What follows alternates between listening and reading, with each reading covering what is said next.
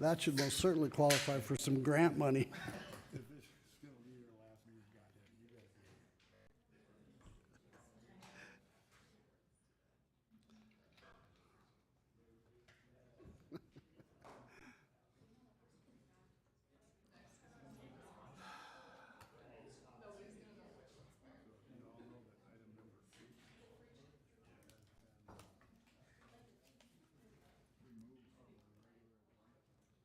I do not,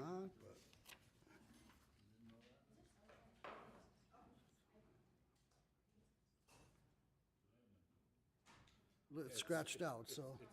Yeah, I guess I just didn't know it.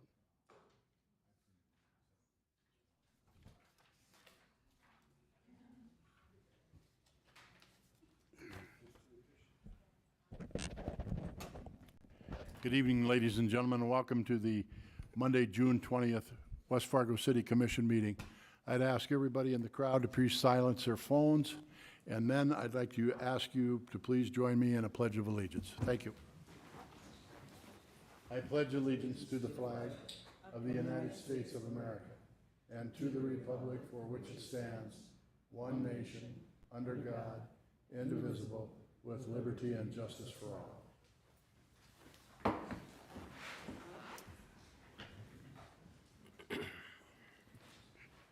First order of business to approve the order of the agenda. The agenda had been distributed earlier. We have the consent agenda and the regular agenda. Item number 8 on the regular agenda has been withdrawn. Item number 8 on the regular agenda has been withdrawn. Make a motion to approve. Thank you, Commissioner Jurdevig. Is there a second, please? Second. Commissioner Olson seconds. Been moved and seconded to approve the order of the agenda with the amendment of removing item number 8 on the regular agenda. Is there any discussion? Hearing none, all those in favor, please signify by saying aye. Aye. Opposed? Motion carried. Item D is the approval of the minutes of June 6, 2022. There has been distributed as in pages 3 through 6. Make motion to approve. Thank you, Commissioner Olson. Is there a second, please? Second. Commissioner George seconds. Been moved and seconded to approve the minutes of June 6, 2022 as presented. Is there any discussion? Hearing none, all those in favor, please signify by saying aye. Aye. Opposed? Motion carried. Item E is the building permits. They have been distributed. They are in your packets. They are on pages 7 through 9. I'll move to approve. Thank you, Commissioner George. Is there a second, please? Second. Commissioner Jurdevig seconds. Been moved and seconded to approve the building permits as distributed, pages 7 through 9. Is there any discussion? Hearing none, all those in favor, please signify by saying yea. Aye. Aye. Opposed? Nay? I kind of mixed that together. Yeah. Threw us off there. Efficiency, move quicker. Motion passes. Consent agenda. We have items A through G, starting with bills and ending with the games of chance for Blessed Sacrament Catholic Church. A through G, starting on pages 10, ending on pages 59. I'll make a motion to approve. Thank you, Commissioner Jurdevig. Is there a second? Second. Commissioner Olson seconds. Been moved and seconded to approve the consent agenda, items A through G as presented. Is there any discussion? Seeing none, all those in favor, please signify by saying aye. Aye. Aye. Opposed? Motion carried. We now move into the regular agenda. First order of business is the appointment of Trent Barkus as West Fargo Municipal Judge. Mr. Shockley. Thank you, Mr. Commission President. Due to the timing of the canvassing board results and the need for the city to have a sitting municipal judge to process all of the cases that we have, we're requesting that the City Commission formally appoint Judge Barkus. He was the winner of the election to a temporary term from basically today's date through when his official term starts. Very good. The commission president can do that with the consent of the City Commission. Commissioners, I'm asking for your consent. Do you need that in a motion or just verbal? Yeah, you should have it in a motion. I'll make a motion to approve.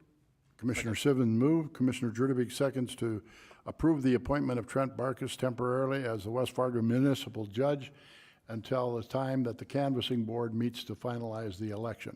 Ladies and gentlemen, I'd like to introduce to you Mr. Trent Barkus, our new municipal judge. Welcome, sir.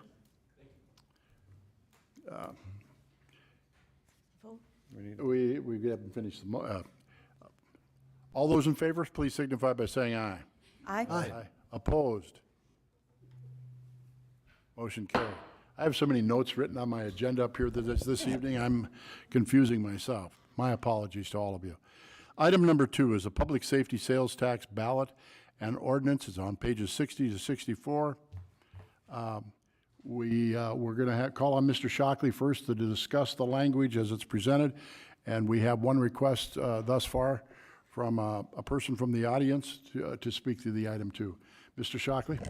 Thank you, Mr. Commission President. I'll just briefly go through the changes to the sales and use tax ordinance that would be voted upon by the voters.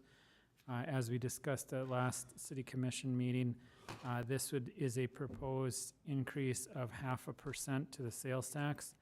And so the change, really the substantive change to the sales and use tax is changing it from 2% to 2.5%. And then the other change is in the dedication of the proceeds, and that's on page 62 of 215 of your packet.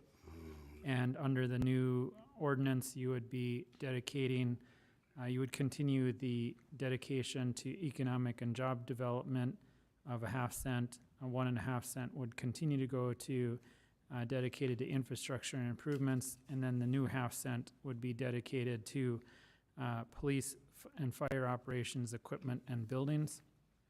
And then if you turn to the page 64 of 215, I worked with staff and we updated the proposed ballot language to match the input that was provided by the City Commission at the last meeting regarding making it clear that they would be increasing the voters who vote yes for the sales tax issue would be voting to increase it by 0.5%, not voting for an additional 2.5%. And so we tried to make that as clear as possible.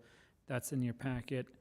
If the commission is okay with these changes, the draft ballot and draft ordinance would be published in the newspaper closer to the election, the general election in November. And then, of course, the ballot language would be printed on the ballot with Cass County, and we would get a copy of it prior to actually being finalized. So I can answer any questions you might have. The decision whether to place a sales tax on the issue, sales tax issue on the ballot is truly a commission decision. So. Thank you, Mr. Shockley. Commissioners, do you have any questions of Mr. Shockley? I have one, John, just because, I think in my tenure now, we've done this twice. Why do we continue to have the two voting process? I understand why, but is there a time when perhaps for future we should try to eliminate this so it isn't so confusing? I mean.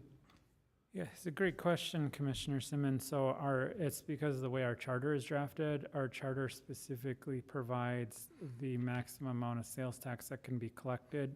And then as part of the referendum process, we include the sales tax ballot. So the first vote is whether or not they're going to authorize you to go up to 2.5%. And the second is, do they actually approve of the proposed ordinance?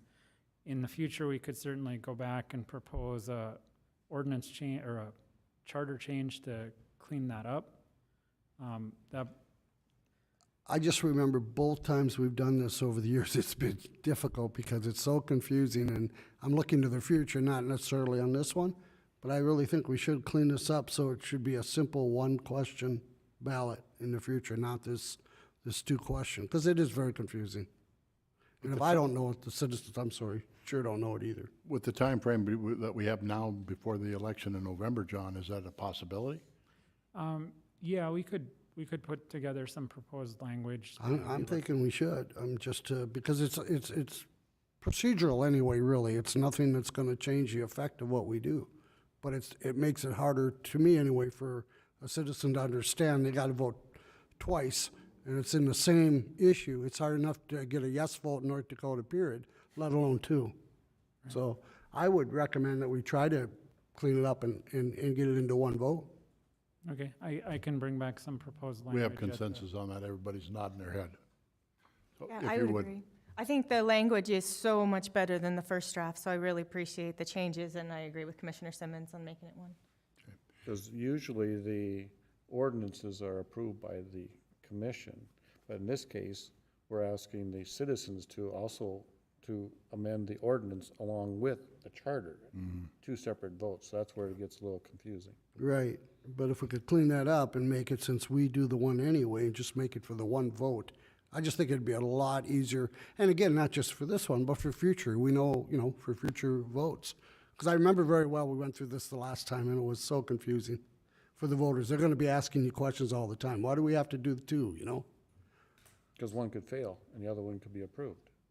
And then what do you do? Potentially. Well, potentially, yeah, And it fails, I think they both have to be approved for it to be approved, right? Yeah. right, right, so. All right.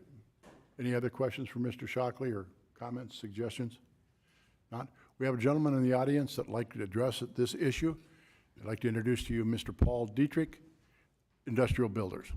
Thank you very much, Mr. Mayor, and thank you, Commissioners. Commissioner Simmons, you said you remember this happening several times before. 2014 was the last time you adjusted the sales tax, and John, I think you were the city attorney at that time. It was proposed as an additional 1% sales tax for infrastructure, increasing the total rate to 2%. And at that time, we had a cap, or a per transaction cap of $25 for that 1%. That's the same as the 2% cap in Fargo was $50 for one single transaction. Several times between the time you went through the first thing and went to the vote to actually approve it, then Mayor Rich Mattern and Jim Brownlee went out and publicly stated that this is gonna be just like Fargo's sales tax, because it went from 1% to 2%. And that was and I supported it because it's for infrastructure. So after that measure passed, industrial builders started processing invoices, and we get a $35,000 invoice for plywood and a $300,000 invoice for a dozer, and it came to light that that 1% sales tax increase actually changed, it eliminated the cap. So instead of a $50 invoice, or sales tax invoice, which was what I was expecting for a $35,000 load of plywood or a $300,000 dozer, the plywood was $700 for sales tax and the dozer was $6,000. So I called Jim Brownlee and I kind of told him that I wasn't real excited about this. I probably should have called you, John, to express my dismay about this. And he said, all we need to do is take possession outside the city limits of West Fargo and we'd be okay. So we did that for about 3 or 4 years until 2019, we had a North Dakota sales tax audit. Turns out that the use tax part means that if it ever touches ground in the city of West Fargo's limits, it's subject to that use tax to make up for the sales tax difference, what was paid, and West Fargo's no cap rate. So typically we'd take possession of it in rural Cass County, pay 12.5, or in Fargo and pay $50. So that was about a $200,000 hit that was very painful to us at the end of that 2019 audit, which you maybe remember, Mayor Dardis. Now, that's a $1,750 hit when we buy a $90,000 load of plywood, because that's how much it's gone up since 2019 for a load of plywood. And it's about $39,500 when I buy a $2 million crane, which, believe it or not, we have to do that periodically to keep our fleet current. So since the imposition of the additional 1% sales tax in 2014, which I think went into effect in early 15, that's roughly $400,000 more than we would have paid if you had the cap, as promised, just like Fargo's. So from an April 18th, 2022, that's this year, April 18th, in the form they said, and this is quote, the city already has a half-cent sales tax to pay for economic development projects and a 1.5% sales tax for infrastructure projects that voters approved in 2014. At that time, the sales tax rate was increased from 6.5% to 7.5%, the same tax rate as Fargo. The sales tax rate include a 5% state sales tax. So I'm not a hat guy, but if I had a hat guy, I'd be wearing a hat that said, put the cap back on. And since you're proposing to increase the sales tax by another 0.5%, I ask that you please reinstate the cap, the per transaction cap that existed when the 1% was there, to make your future, the previous leaders' promises to the public to make this the same as Fargo sales tax. And I don't know, Tina, what that's gonna cost the city, but I'm sure it'll be something. I know it cost my firm $400,000 over the last eight years, so. I'm willing to take any questions, or I can walk away, whatever you want. Thank you, Mr. Dietrich. Mr. Simmons. Thank you, Mr. Dietrich. I do have some questions, because I'm curious about it, because, I've heard many rumors over the years of how your business operates and how you purchase equipment. And again, neither here nor there, but from my assumption is that you always brought them into the fairgrounds anyway, and so you paid a county tax? We would bring it to our north lot, which on the other side isn't in the city limits. So it's county, right? Or either county or, for $50, we'll do it in Fargo. Okay, so this is my typically we did it in question. Fargo. How much was the cap you were referring to that we used to have? I don't remember. Do you remember It was $25. And I don't know if it was based, John, on $2,500, because the city of Fargo, to address your previous question, when they changed their sales tax, they add a 0.5%, and they put a year, it's starting here in 2014, and it's gonna end in 2087 or whatever. So each one of theirs, and then they sunset. When they sunset, that goes off the books, and they institute another one. So, and when we have the diversion issue, most of them go out really a long time, but they have a date certain. So the cap you're referring to is the actual sales tax, not on the amount of it, on your equipment, I'm saying. Per transaction. And several cities in in North Dakota have no cap, and several cities have a cap. Such as, how much is a cap? I mean, are you? Well, I'm saying, you can make the cap whatever you want. The Right. city when we say just like Fargo's, a 3% sales tax would be $75, would it? Well, if you based on a $2,500 invoice. I'm sure you've got lots of vendors who sell more than $2,500 items, and so, Tina, I have no idea how much my request is gonna cost you versus the proposed $6 million that's gonna raise per year. Is that about what this is supposed to raise? 3 million, Approximately. whatever. I would like to have Mr. Shockley speak, because there's an effect on our bond rating, and there is an issue with having to repay. So I'll let Mr. Shockley discuss that. Yeah, and so I was double checking because I couldn't recall the history of what the voters voted on, and they did in fact vote on getting rid of the cap. So kind of just setting the table for some basic information. When the state collects the sales and use tax, the state collects about 5% of the sales tax total. Exactly 5%. They don't have a cap on their portion of the sales tax collections. So some cities, it is correct that some cities have a cap, some do not. And you can certainly set a cap.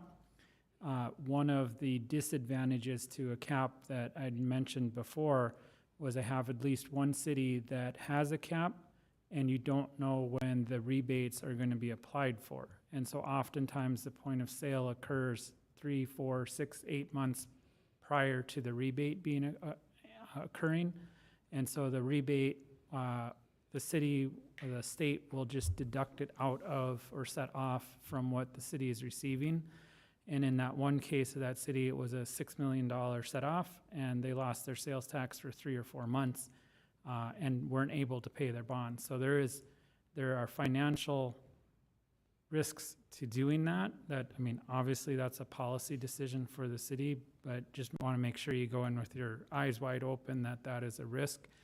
How the maximum tax was set before, it was on a transaction basis, and it was $25. You could certainly set it at a different amount. I would say that since the voters voted on it before, we'd want to include whatever you're going to change in the new proposal to the voters, because they approved the last one. I don't know if Tina has any economic information. I really don't on that. My biggest concern would be, we have a number of bonds out right now that are backed by sales tax. And we have a very good bond rating out there out there now. I would hate to see us lose our rating or not be able to back our bonds with sales tax when it's absolutely necessary. That's my concern, that's all. Okay, so Mr. I guess I want to make sure I understand the law now, because in 2014, when we did this, of course, I won't say it didn't matter, but it wasn't as important because you brought your equipment into the rural, and so you didn't pay it. Well, actually weren't in the city of West Fargo until you annexed us. Okay. And so we were in rural Cass County. Okay. Until 2014 or late 13, I don't remember exactly when it was. But this kind of all happened at the same But time. even back then, a company could have their products, or their trucks or vehicles, what have you, brought to a different location, such as the fairgrounds, because I know it happened out there, and then pay that county tax. But that law changed, is what you're I saying? don't know that it changed, and that's a John Shockley thing. I mean, the use tax exists, so what Jim Brownlee told me wasn't exactly accurate. So, you know, the tax commissioner understood what we had been doing, and I mean, we were not trying to hide anything. And so we didn't pay a penalty, we paid interest on that. And so I think the use tax has always existed, but the cap existed. So the most you get socked for is whatever the cap is. And John is right, the citizens voted on the ordinance, and I don't know if the ordinance is on the ballot, John? Is the whole ordinance on the ballot, or is it just available to the voter? Well, the ordinance is available to the voter, but we pulled up the last ballot issue, and it did include very specifically in the language that they were removing the cap On the ballot?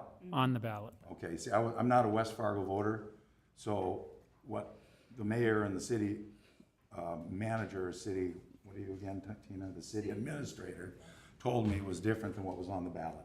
Yeah, and it probably, one of the reasons I know I drafted that is that when I'm very particular in what you get to the voters, because, you know, you have to be very clear on what the voters are approving, and they very clearly approved getting rid of the cap. Okay. Well, how about putting a cap on the 0.5% then at least, okay? I mean, that's not gonna wreck Tina's bonds, and John, you probably could adjust that, or you couldn't, I suppose, because you're putting a 2.5% tax in. You're not adding 0.5%. But if you do what you're talking about and get that fixed, all you have to do is add 0.5%. You could put a cap on the half. I can't answer that question. I'd have to talk with the state tax commissioner's office, how they would calculate just having a cap on one part of the sales tax. Because we're going to have additional discussion with regard to combining the charter amendment and the ordinance, we're not going to do an action item on this evening. So, we'll take your advice, Mr. Dietrich. I agree with you completely on the cap. We've had that discussion a number of times. In my business, I did the same thing. You know, when I'd order $500,000 electronics for casinos, we deliver them at the casino site because the tax rates were so much lower. We never brought them to Fargo. We never took possession of them because it was such a substantial amount of money, and we passed that savings right on to the customer. And that's the end result, is that when you're bringing in raw materials on your use tax and things like that, that's part of your business model. You're gonna, your customers are gonna pay for that. So I'm totally in favor of the cap.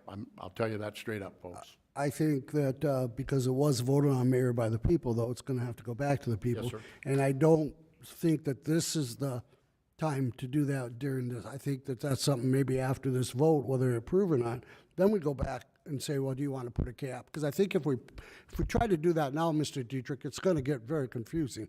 It's already confusing enough. We're already trying to simplify it. I understand, but, from the standpoint of the bonds, excuse me, Mayor, I don't know what impact that would have. And John, I understand a $6 million rebate request.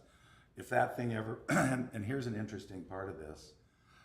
If, say, a contractor is doing a project on Main Avenue from roughly the interstate to somewhere around the stockyards and is, paving and putting in new underground and all of that, with a whole bunch of 7 dozers and 9 excavators and things that are taxable. And if that business was based in the Fargo Industrial Park, they paid the $50 cap.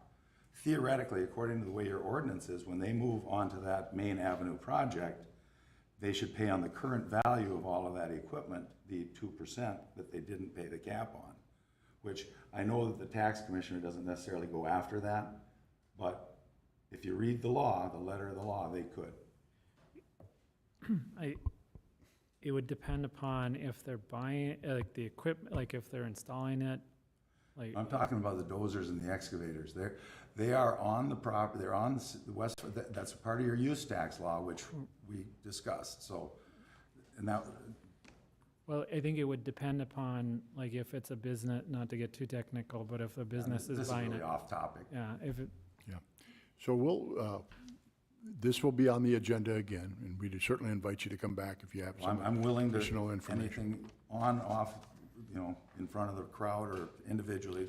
So, Mrs. Fisk, if you have some additional information when you're doing the research, whether, it's on this dollars, please communicate that to the commissioners as well as Mr. Dietrich, if you would, please. All right, thank you, sir. very much. Appreciate you being here. Item number 3 is a public hearing, Midco franchise agreement. Brett Steele, Director of Field Operations from Midco. Is there anyone from the city, Mr. Shockley? yeah, I'll go first just to introduce the topic, Mr. Commission President. So tonight, so Midco currently has a existing franchise that's set to expire with the city of West Fargo. Pursuant to the ordinance, we need to hold a public hearing and renew their franchise agreement for another, the same term as before. Essentially, the franchise is the same as it's been before, same fees, same structure. We did have a small change that we made today, and the one I handed out.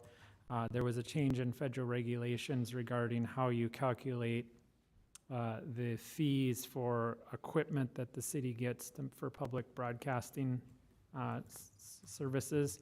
And so we adjusted that to $5,000, and those fees now are calculated, are deducted out of or set off of the monthly amount, the franchise fee that's paid by the cable company to the city. It's just a different federal rule. Very minor change to the franchise agreement. Otherwise, everything is staying the same. I don't think that there's been any issues or any problems with that the city has had with the company, and so we're recommending renewal of the cable franchise, but you still need to have the public hearing, and we wanted to make sure that the franchisee was here to answer any questions that you might have. All right. Good evening, welcome. Yeah, thanks, Mr. Mayor. Do you have anything that you'd like to share with us, sir? No, actually, he nailed it. Everything that I had prepared, he already explained to you, so. Okay. I'm here to answer any questions, and I am field operations. I'm not legal by any means, so John might have to help me with some of those. Well, we're going to move into a public hearing, so if the public has any questions on this item, we'll rely on you and/or Mr. Shockley to address those. Did you have something? I do have a question, but you want me to wait till it Yes, comes back please. to us? Okay. At this time, we'll gabble out of our regular agenda. We are now in the public hearing. We're having a public hearing with regard to the Midco franchise agreement. Is there anybody from the public that would like to speak to this item? Is there anyone from the public that would like to speak to this item? Is there anyone from the public that would like to speak with regard to the Midco franchise agreement being presented this evening to the city of West Fargo? Hearing and seeing no one, we are now out of the public hearing. We adjourn that, we move back into the regular agenda. Commissioner Simmons. Thank you, Mayor. So, John, I'm wondering where the $5,600 came from. How did you come up with that amount?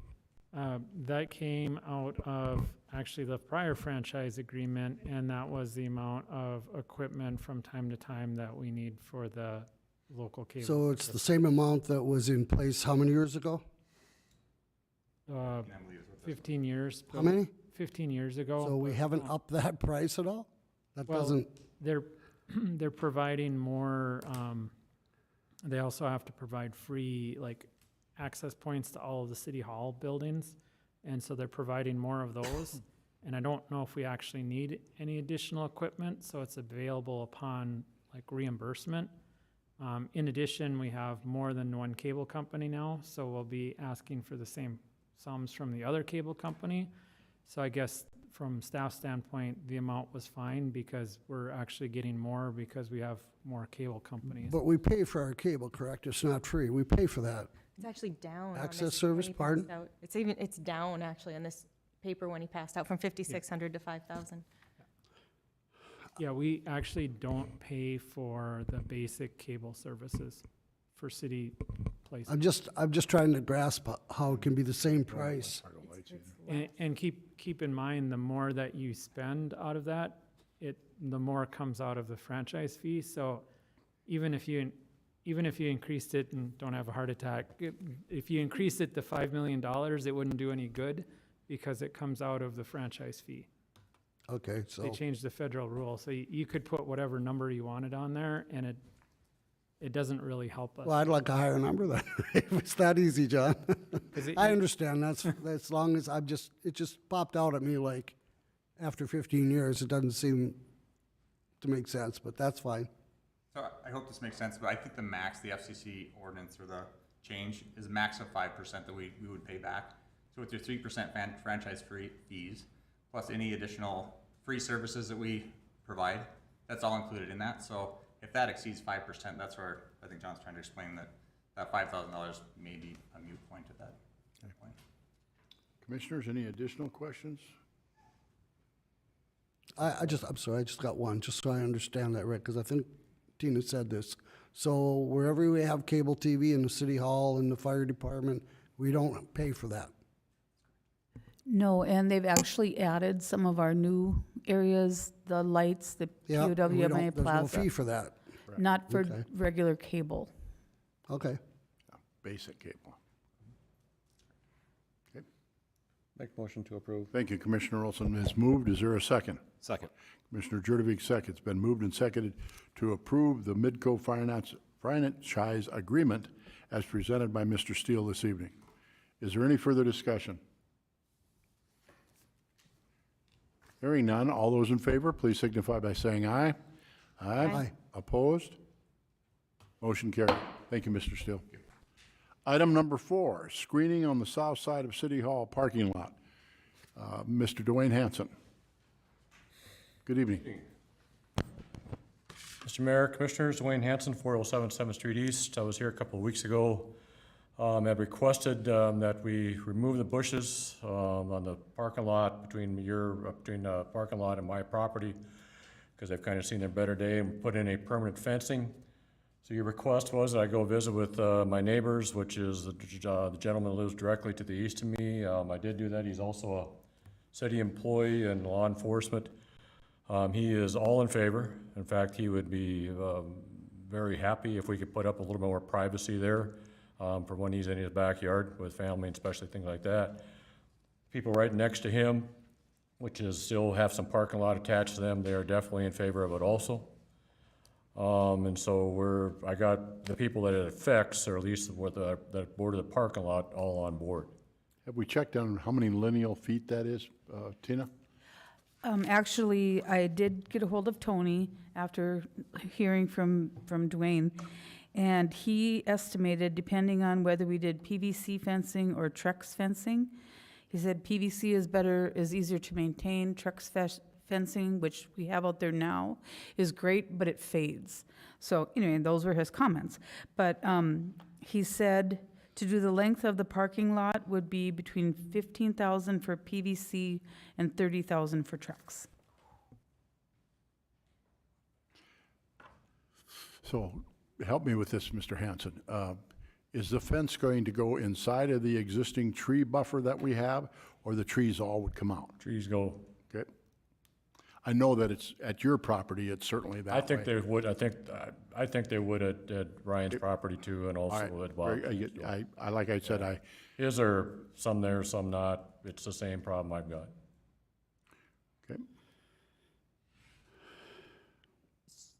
The question, I guess, is when we built City Hall a few years ago, Chief, is there any of that budget money left over from construction? Or did you spend it all? It is not there. I knew you'd say that. I guess I just have a question. It's not that I'm opposed to this so much, but I'm wondering about the question of fairness. Is there people where their properties back up to other municipal buildings that are going to find out about this and ask for the same thing, and then how would we want to handle that? So I guess that's my question or thought. My thought on that would be their concern. You know, I mean, if they're not concerned about it, then they're not here. And I am concerned about it, and I am here. Valid point. I guess my thought is, you know, that we did put up a multi-million-dollar building a few years back, and we probably at that time should have done a little bit more landscaping on the side as well, so. Hindsight's always 20/20, Mark. I guess, Mayor, I would ask Mr. Hanson if you'd give us a little time here to try to figure out how to come up with the money, if that's something the commission Absolutely. even wants to move forward with. Absolutely. I'm not expecting, you know, decisions tonight, you guys. I just wanted to come and make a request and to fulfill your request on checking with neighbors, and hopefully we can come up with a good conclusion. Well, we appreciate you doing the research for us. No problem. And handling that.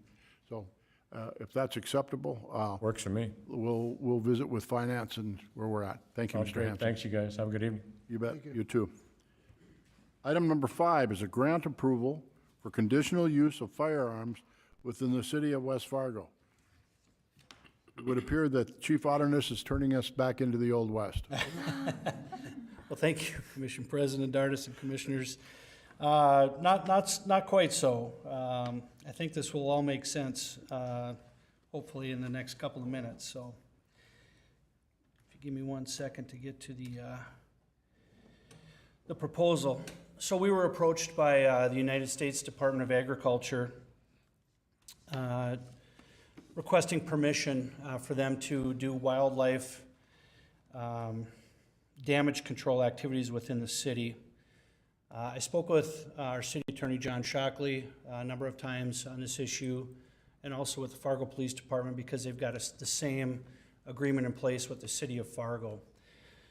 We do have a representative from the USDA here with us tonight. It's recently retired Deputy Chief Ross Renner from the Fargo Police Department, who now works for the USDA, conducting these activities. And so he'll be able to answer additional questions about kind of some of the policies and practices. But basically, in the request, we're asking for them to be allowed to conduct these wildlife damage control activities, which currently is not allowed under city ordinance. The city ordinance, is written though in such a way that it can be permitted by conditional use by the city commission. And so basically what happens is different organizations contract with the USDA to mitigate some of the wildlife damage issues that are going on within the city. I don't know specifically what they do. I've heard a couple of different examples from Mr. Renner, who I'm sure could provide additional details. But they have had no issues in the city of Fargo with these mitigation, wildlife damage control mitigation issues. So I did put together, which is not part of the packet, but I did put together a safety communications plan, which basically mirrors the Fargo Police Department, and that requires obviously personnel from the USDA that are specifically trained to do this, sharpshooters, if you will, that train with the USDA, to be able to conduct this after proper notification to the police department through our on-shift commander or supervisor, sergeant, if that happens to be later in the after business hours, and then also through communication with the Red River Regional Dispatch Center. So basically, it would require them to notify us prior to going out and after they finish, and if there were any types of issues while they were out conducting these damage control, mitigation control issues within the city limits. So typically they use suppressed firearms, so it's not alarming to the residents in the area. A lot of their work gets done either with very small caliber or pellet style rifles. And CO2 powered. correct. Yeah. And so, again, it's, one of the things I'd like to emphasize is that they've been doing this for over a year now in the city of Fargo, and they have had no issues, no complaints. I think we've got a communications plan that's been looked at by our entire command staff from the police department.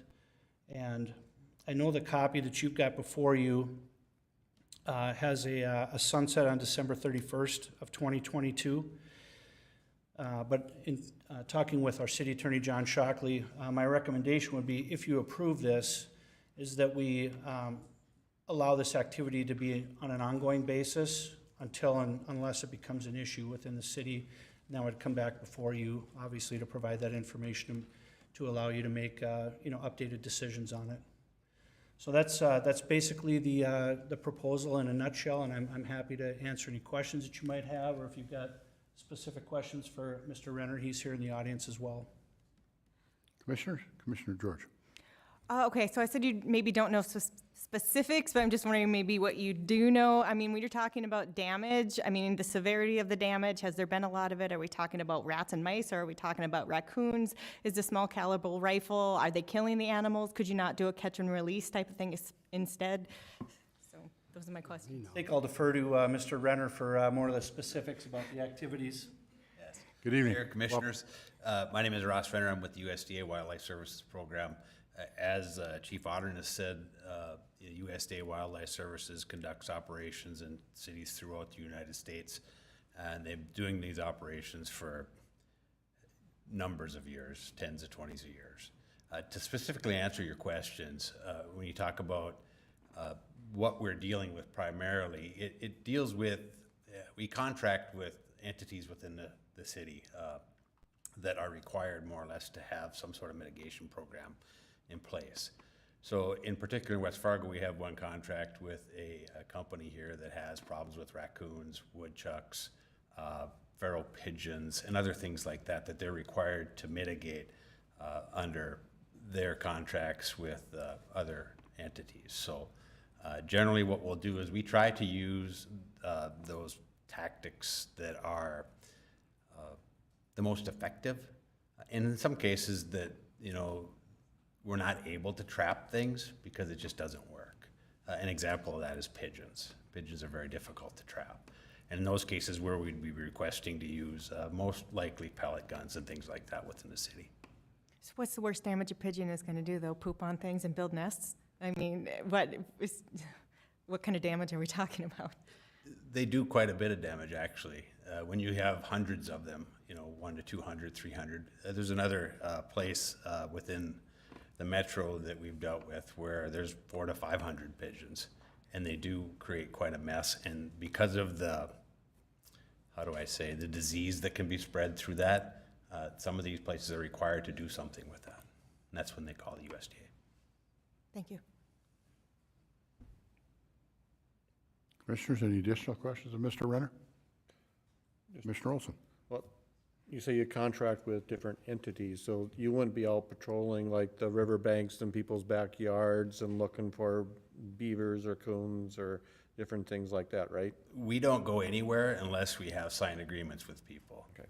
Or businesses. Typically, make we that don't. clear. Yeah, no. The United States government isn't interested in, being involved in those types of activities as far as controlling rodents and things like that. It's really on a much larger basis. In your notation, Chief, you have on there, for example, Cargill. So you're talking about the sunflower processing plant, or are you talking about the storage buildings over on Main? The sunflower processing plant. Okay. Yeah. Okay. Additional questions, Commissioners? Again, Chief is here asking for approval of a conditional use of firearms in the city of West Fargo as outlined in the documentation that you have in front of you. I'll make a motion to approve. Thank you, Commissioner Simmons. Is there a second, please? Second. Commissioner Jurdovic seconds. Been moved and seconded to grant the approval of a conditional use of firearms within the city of West Fargo as presented by Chief Otterness, pages 76 and 77 in the packet. Is there any further discussion? Commissioner President Dardis, Please. if I could, just a point of clarification, just so I can relay to Mr. Renner and his folks. The recommendation that I had was that it be on an ongoing basis. In the packet, it specifically says it sunsets at the end of December 31st of 2022.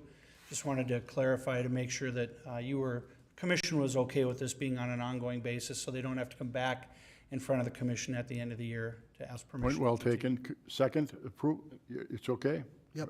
Motion's it's okay? Thank So that sunset clause there will be stricken from the conditional use. Again, Just a reminder, I guess, Mayor, that if things do go haywire, we can always bring it back. That's the point of it, so it's not. any further discussion? All those in favor, please signify by saying aye. Aye. Aye. Opposed? I, Motion carried. Thank you. Yes, sir. Item number 6, final approval of Pansy Plants Enterprise Grant. This will be presented this evening by Mr. Aaron Nelson, Planning and Zoning Director for the City of West Fargo. It is in your packages and it is in pages 78 through 139. Good evening, Mr. Nelson. Welcome. Thank you, President Dardis, and good evening, Commissioners. So item 6 is a request for approval of an enterprise grant for a commercial fit-up of an indoor plant shop, which would be located in the Pioneer Place building at 300 Cheyenne Street in downtown West Fargo.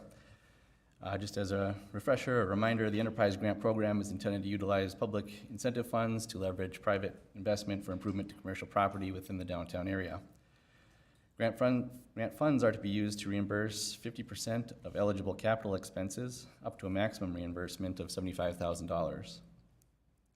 For this specific application, the applicant is estimating approximately $35,000 in eligible expenses, which would equate to $17,500 in grant funding. Funds would be used to fit up an existing vacant commercial shell space for use as a retail plant shop. The breakout of the capital fit-up costs has been provided by the applicant and is included in your meeting packet. This application comes to you with recommendation for approval from the city's Economic Development Advisory Committee. And in addition to the request by the applicant, the Economic Development Advisory Committee did also recommend approval of up to 20% contingency to account for any inflation or price changes during fit-up. As with all enterprise grants, receipts for qualified purchases would be required prior to any reimbursement by the city. I believe the applicant, Scott, is present. Should you have any questions for the applicant, and he may also wish to provide some additional detail relative to the proposed business. And with that, I'd be happy to answer any questions you have for staff. Thank you, Mr. Nelson. At one point under your financial analysis, you say that they're eligible for $12,316 in grant funding. In another portion of that, you say it's $17,500. And you're asking for a contingency, which, Yeah. am I missing something? Nope, you're not. I can clarify further. So the original application came in requesting the $12,316 in grant funding. Prior to the EDAC meeting, the Economic Development Advisory Committee meeting, the applicant submitted updated cost estimates, which resulted in an increased request that went before the EDAC committee there. And so that request was for $17,500 in grant funding. And then, in addition to the applicant's request, I believe it was one of the EDAC members actually recommended that they throw on an additional 20% contingency on behalf of the applicant, essentially. Has that ever been done in the past? The 20% contingency? Not that I'm aware of. But Well, I served on it for 12 years, and I've never heard of it. Okay, very good. All right, Commissioners, additional questions from Mr. Nelson? Please, Commissioner George. I just have a quick comment, and I just thought this was a fantastic business plan. I enjoyed reading it. I was pretty impressed. You're welcome. And I think this is just a great business, be a fantastic addition to our downtown, and I'm excited to have them. I agree with that, but I have a problem with the 20% contingency added on over and above the amount. Obviously, we can make the motion how we want to, but I think that that's a precedent that we don't want to get into, quite honestly. Commissioner Simmons, you have something? Thank you, I do. I have a question. I was just trying to find it because I read it earlier. Where you plan on hiring at least another 2 people in the future? Yes. And it's not specific, so that's, you don't need to, Mayor. It's not, okay. I just wanted to nod that, but because there's another one coming, and then we have a few down there now. And I'm wondering, how do we go back? Do we go back, and have we so far gone back and checked to make sure that they're meeting those requirements? So, and I might have, I don't know, Jim, if you want to help me with this one, but the way I understand that it works is when the applicant makes a purchase, as outlined in the request that you guys approve, they would submit receipts to the city would verify that those costs are eligible. We would work through finance to issue them the reimbursement at that time. So the receipts, I think, is what is the verification process for the funds. So when they're saying that, you know, some of these are adding 2 or 3 or 4 people, whatever it is, in 1 or 2 or 3 years, does that matter to us? That's my point. If they're saying that and then they don't do it, is there ramifications to that? I can try answer that. In the past, we haven't given out very many of these. The Economic Development Director would typically track that, as we haven't had one in a while. I can't say for sure that it's been checked of recently, but I do know that the ones that we have given them to, I frequent those places and they are very successful. But do they have the employees that they promised us? That's my question. And I think one of This them isn't does. based on employees, but I can go back and look. I don't know because we haven't had somebody in the position. But basically, we don't have a clawback built in the agreement that if you say you're gonna have 5 employees and you only have 4, we do have in there how long they have to stay in business, do whatever, but I'd have to go back and look at the details of it, because like I say, I stepped out of it quite a bit when we had economic development, but I can sure check. So it's a conversation probably for another time, which is fine. In relation to this one, I do agree with the mayor. I'll support it and I'm for it, but that 20%, we're kind of setting a precedent here that I don't recall us ever doing. And I think that that's something that the business owner has to have some skin in the game on that one, not the city, so. Commissioner Olson? The only comment I would have on the 20% contingency is we haven't experienced this type of economic climate before. So I can understand where the thought process came behind, because you could go out and get an estimate to build a shed today, and then 2 days later, all of a sudden, oh, you didn't buy it today, your price went up by 20%. I can understand the thought process behind. I wasn't at the meeting when this was discussed, but I can understand, why they may have added that, because we can go as high as up to $75,000 in eligible costs under the enterprise, under this grant program. I don't disagree with that, but if I were the other people coming up right behind right now, Right, I'd I be know. doing some quick math before he Right, gets yeah, I up know. here and saying, hey, No, let's I'm just throw trying to 20% on it. That's not what we want either. No, I agree. So, The next one is at the max.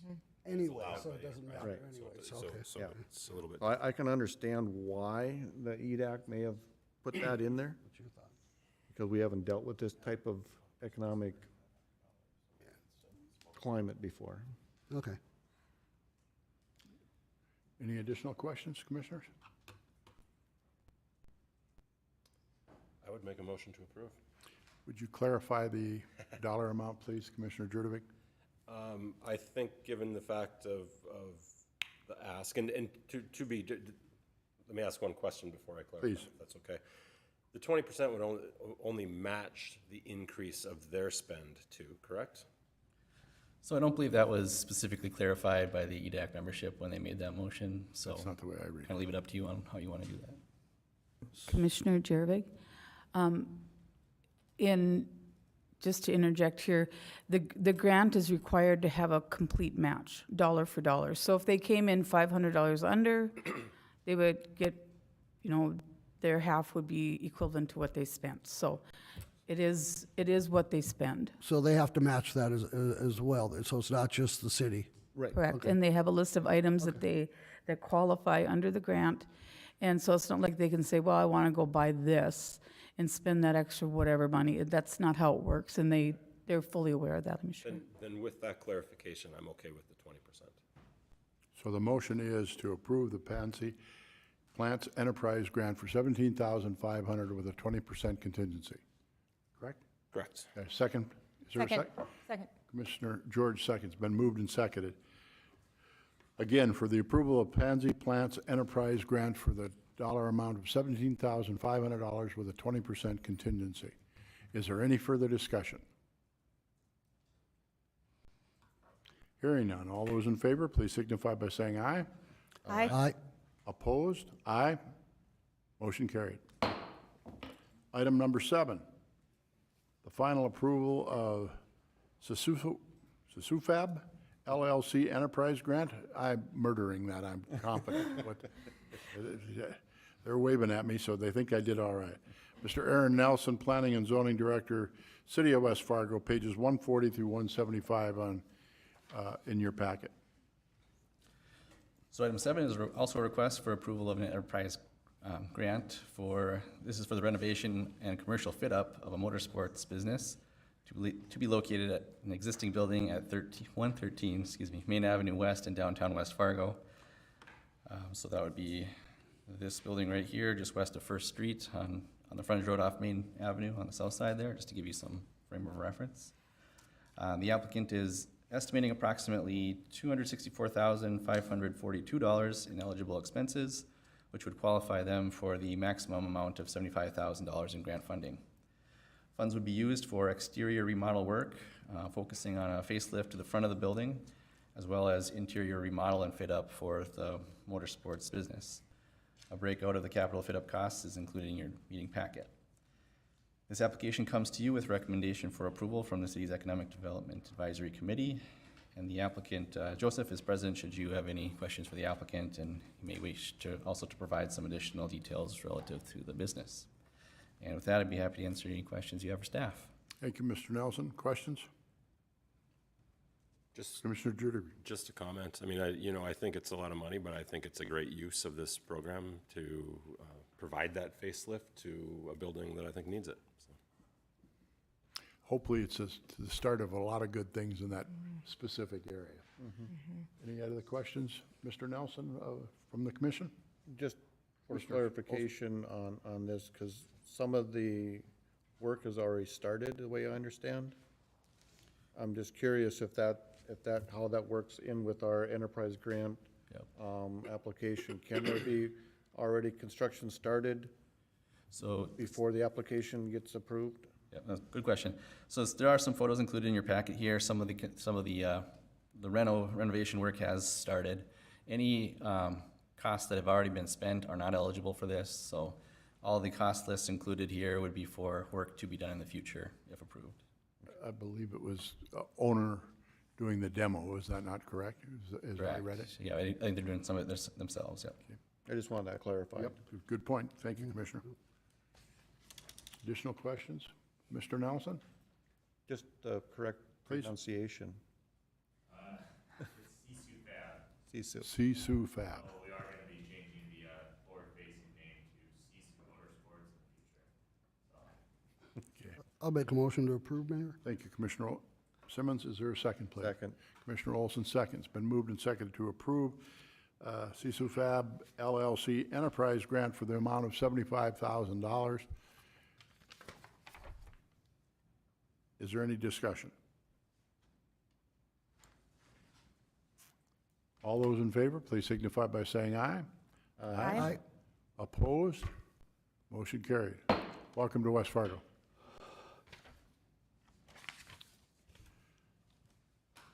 As you recall, item number 8 was withdrawn from the agenda this evening, so we move on to project number 2262, item number 9, concrete pavement repair, pages 194 through 200. It's a create a project, approve an engineer's report, authorize the purchase of equipment, and direct plans and specifications. Good evening. Commissioner President, or Commissioners. Tonight, we're here to create a project that will be completed over this construction season yet for full depth repairs of our concrete roadways. This will be citywide. We have places all the way from 12th Avenue North to 52nd Avenue South, or 52nd Avenue.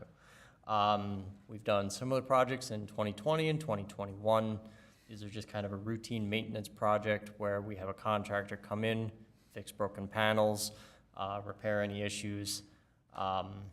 It is a city design project. Engineering is working in concert with our Public Works Department to find the locations that need this repair, and we will bid and administer it all with existing city staff.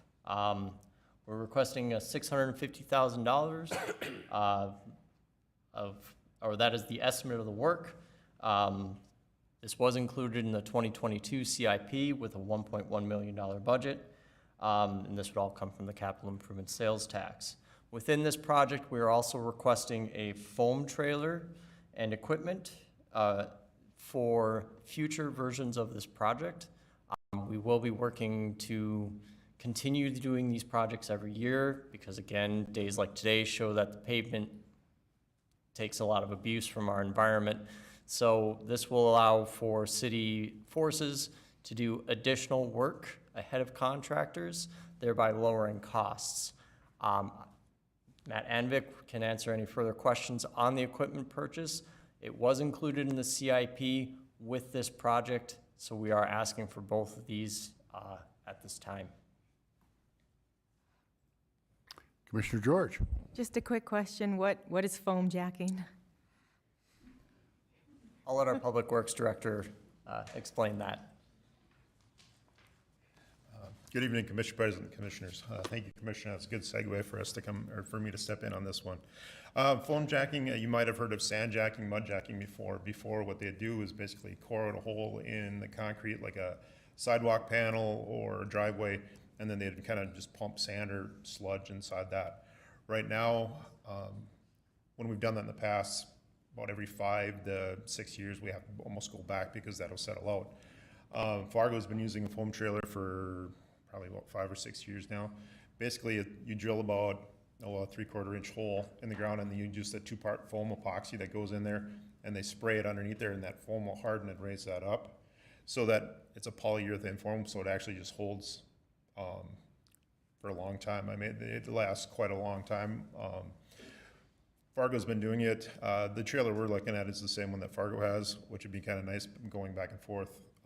If there's any kind of parts or training or anything like that, we could kind of go, kind of co-op a little bit if we needed to. But they were raising bridge decks with it. I mean, they're over on 42nd Street. I think they had to pull the road up about 8 inches just using foam.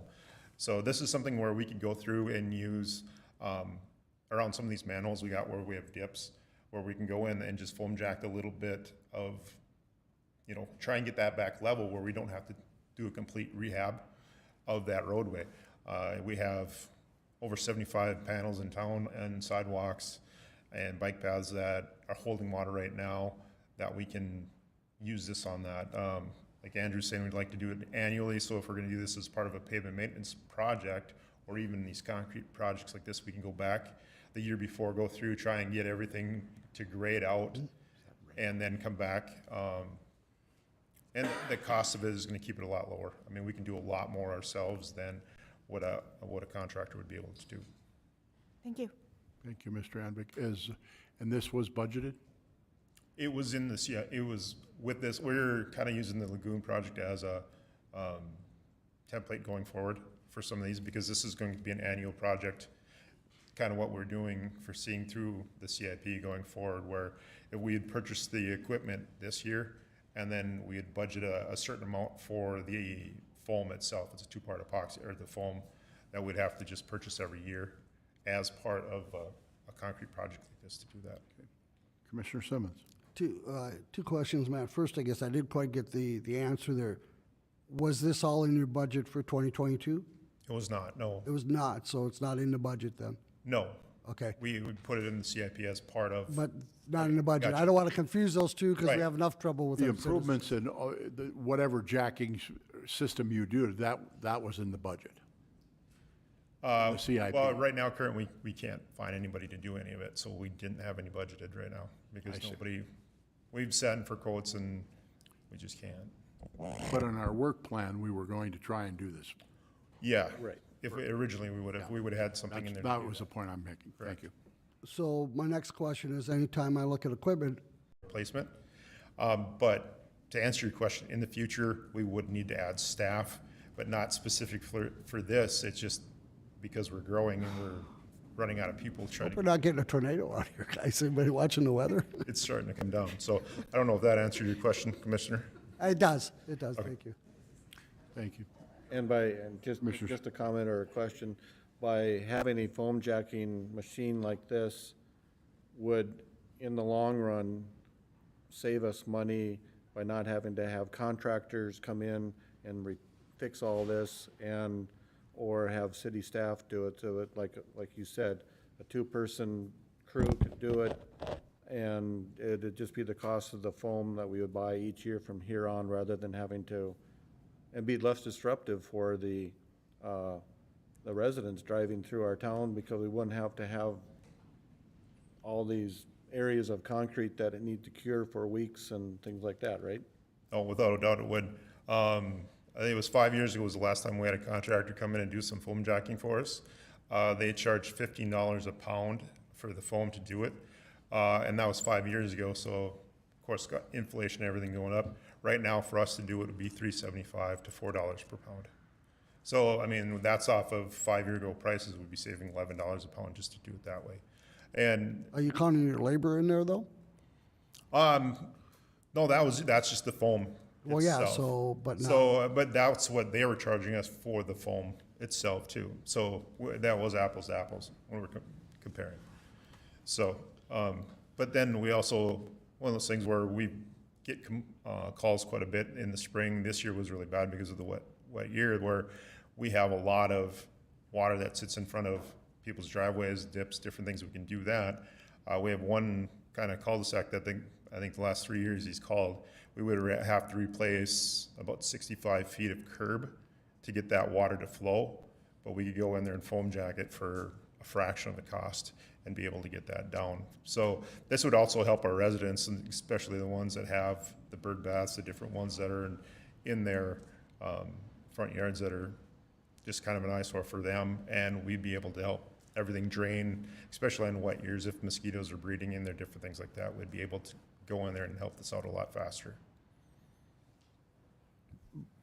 but unfortunately, we also need more employees, you're gonna say, when we get this. That's my problem. It's not just the equipment, it's the, you can have all the equipment in the world, right? You still we need people. That's true. I mean, we've added a lot of streets and everything like that, and haven't really added many employees in the last few years. So it's not, like I said, necessarily this, but it's more of a graduated plan to add people. I'm not gonna come next year and ask for 5 or 7, that's in the back of the mind that we have to get to that at some point, but we also know that there's a budget to be on, and we can only get so many at a time. Okay. So existing staff could be cross-trained. Correct. Mrs. Fisk or Mr. Larson? An equipment purchase not in the budget. How are you handling this? For this particular project, since it's part of a project, it's no different than the Lagoon project.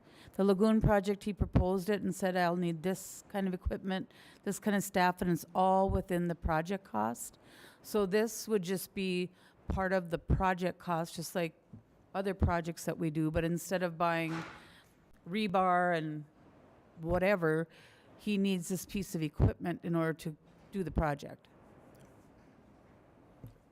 And since the project was in the CIP, it's there, but it's up to you guys to approve Where it. would the money come from again? It would be part of the full project cost, Okay, so it'd be, just like the Lagoon project is its own project. yep. All the equipment that's bought with that is within that project. It's not charged out of the fund or in So who would particular. pay for it, though? Right here. Capital improvement. Capital- It's in here on the, Okay, okay. what it says under the financial analysis, that the 22 CIP had an estimated cost for our street repairs to be 1.1 million, and by doing it this way, they're looking at spending roughly 3/4 of that. 770. You're right.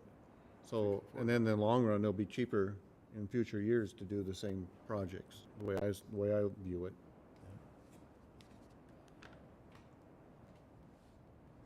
Any additional questions from either of these gentlemen?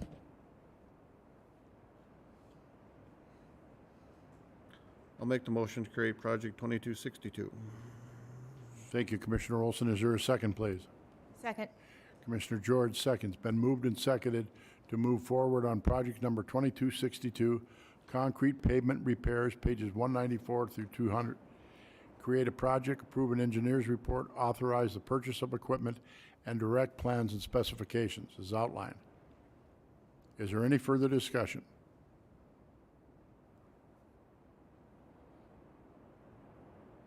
All those in favor, please signify by saying aye. Aye. Aye. Opposed? No.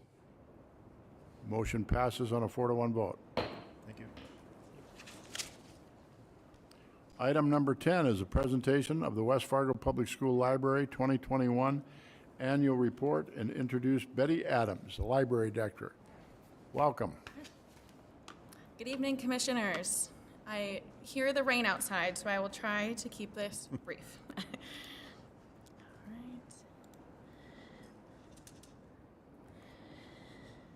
Like Commission President said, my name is Kirsten Hennigan. I'm the Adult Services Manager at the West Fargo Public Library, and I'm going to be sharing with you our 2021 Annual Report. I can say that 2021 was a whirlwind of a year for the West Fargo Public Library. We celebrated our 50th anniversary. We navigated the public's post-quarantine expectations for library services. We brought back many of those things that were halted due to the pandemic. We added the Little Red Reading Bus route to our summer programming, built new community partnerships, and saw changes in our leadership and much more. Through all of that, I can also say we stayed true to our goal to provide the public with resources, opportunities that will help them achieve their goals, explore their passions, develop social connections, and of course, offer a robust choice of books and resources for the community. So what does that look like in terms of a bunch of numbers? You do have a physical copy of this report, but I'm highlighting just a few of those numbers here. So in 2021, West Fargoans checked out a total of 147,182 physical items. That is nearly a 10% increase from pre-pandemic statistics in 2019. Our fantastic collection development and technical services team that's led by Molly Flaspohler and maintained over 120,000 items.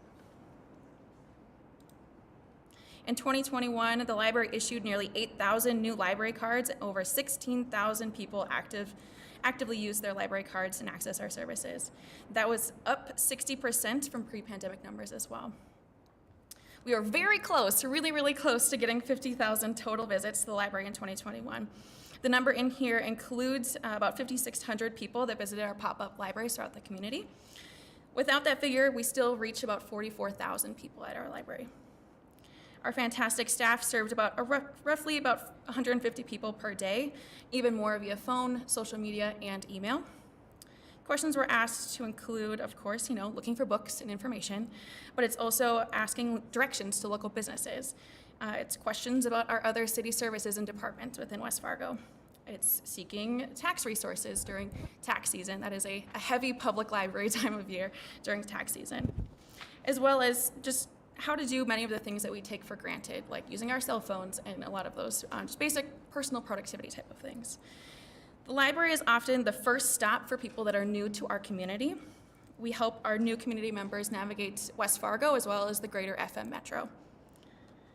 People certainly visit the library for a lot of different reasons. Besides checking out books and asking questions, you may think that public computers are very prominent at the library. That is true. Those services are very popular. With over 5,000 unique sessions at our public computers, that's only 10% of the people that are walking through our doors. The other 90% of people that we see at the library are attending programs, they're checking out books, they're taking advantage of our one-on-one services, as well as just using our space for studying and applying for jobs, and just existing within the public library. I would also be remiss if I didn't mention our technology service that was revamped in 2021. Technology tutoring. Thankful for an ultra helpful group of volunteers, we were able to start this service back up in 2021. It's an opportunity for West Fargoans to sit down one-on-one and learn basic technology skills. We've helped people, again, how to use their smartphone. It's using their email account. It's how do you actually listen to all of our ebooks and e-audiobooks through our services at the library. as well as accessing databases that we specifically provide the community, like consumer reports and other e-resources. We had about 30 people in a few of the last months of 2021, but we've had people coming in weekly to use this service in 2022 as well. In 2021, we offered nearly 400 unique events at the library for adults, teens, kids, and families. Some of those most notable of which were our Animals and Ice Cream event that we held in June, a part of our summer boost programming, with partners from NDSU, which brought cows, sheep, and even a mini horse to the library. We held a Snow Pants Storytime event in February that was unique outdoor storytime experience at the POW MIA Plaza. A bird watching event at Elmwood Park in partnership with Audubon Dakota, as well as our 50th anniversary celebration in June, that the library featured a library history exhibit that is now housed at the NDSU archives. Programs are an absolute staple to the West Fargo Public Library. We've had over 15,000 people attend our events this year. These figures don't include our 12 stops that we had at local parks over the summer, and it doesn't also include our daycare and senior visits that we go on site and deliver items, as well as daycare story times. Don't worry, I'll get to those numbers too. Over the last few years, we have redesigned our popular summer reading program to include more activities and learning opportunities for people of all ages. That transition from a traditional reading plan or program to a learning program was largely driven by Laura Nephew, our youth services manager, and our recent addition, Sarah Davis, our children's services librarian, who brings over 13 years of children's services experience to our library. Over the summer, we saw over 6,700 people in total for programs that just happened in that busy time of summer. 2021 was our second year using our reading log platform Beanstack, since we did a full virtual program in 2020 due to COVID-19. Nearly 15,000 hours were read by our community, and nearly 1,000 people participated in our Learning Challenge. Our Summer Boost program also included the Little Red Reading Bus Route in 2021. The Summer Bus Route is one of the ways where we meet West Fargoans where they are in their communities in an effort to ease the access for new and returning patrons to the library. We visited 12 local parks last summer and learned a lot, since that was a new service for us and offering that to the community. At each stop, we brought books for folks to check out. We operated a mini circulation desk. We had new library cards that were issued, as well as talking about our services. We had games, activities, and a whole family experience for all of those activities, as well as take-home things for them to keep learning once they leave our stops. Over an 11-week period, we had roughly 3,600 people visit us on the route. We also launched our Ready to Read program for kids under the age of 5 last fall. We learned from our partners at the school district that almost 50% of kids aren't at the literary level that they should be, mostly because when they first arrive for kindergarten, they have those learning skills they start at home. So having that opportunity for this Ready to Read program helps parents so they can start their children's education off on the right foot. Through Ready to Read, we have 2 public story times per week, book deliveries, as well as story times at local daycares and centers and at-home daycares as well. As well as the new 1,000 Books Before Kindergarten challenge for families. In that challenge, it includes helpful tips for those parents to incorporate that into their everyday life. And that also has a free book for them. So as they sign up for the program, they get a book to start off their own collection at home. It also features a special My First Library card through this program, which is super fun for kids when they get that cute little card that's here in the middle. It helps them build that ownership and own their own library experience as well, right from a young age. By the end of 2021, 84 families have signed up for 1,000 Books Before Kindergarten. We've also had a total of 522 attendees to Ready to Read, so the whole family story time, as well as Baby Boost, which is a baby-focused story time, in just 4 short months. So far this year, our in-library story times have continued to see roughly 40 people per session. We're excited to really engage so many people in this program. And my favorite part of our services, because it falls in my department, another important part of what the work we do at the library is offering resources for lifelong learning opportunities for adults. Nearly half of the programs that we offered at the library in 2021 were intended for an adult audience, from gardening classes to our 4 active book clubs, to our movie screenings, our One Book, One Community program in collaboration with other Fargo-Moorhead Metro public libraries, academic libraries, and the Historical Society, as well as our technology tutoring, as I described earlier. We try to offer programs that cover a wide variety of topics, so there's something for everybody.